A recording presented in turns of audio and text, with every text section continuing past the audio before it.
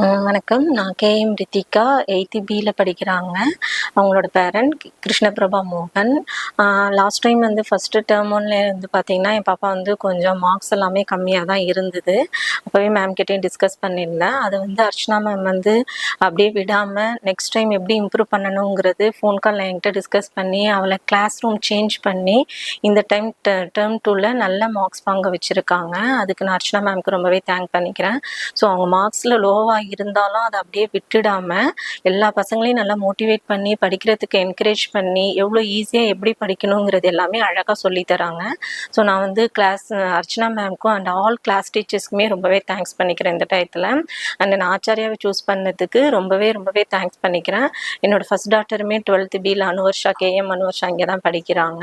So ஒவ்வொரு class subject எடுக்கிறதுமே ஒவ்வொரு டீச்சருமே வந்து அழகாக பசங்களுக்கு புரிகிற மாதிரி எடுக்கிறாங்க.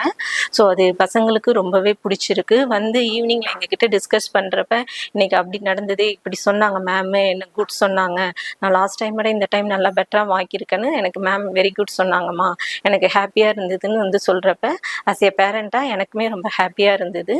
So thanks to class teacher and all teachers and thanks to Acharya.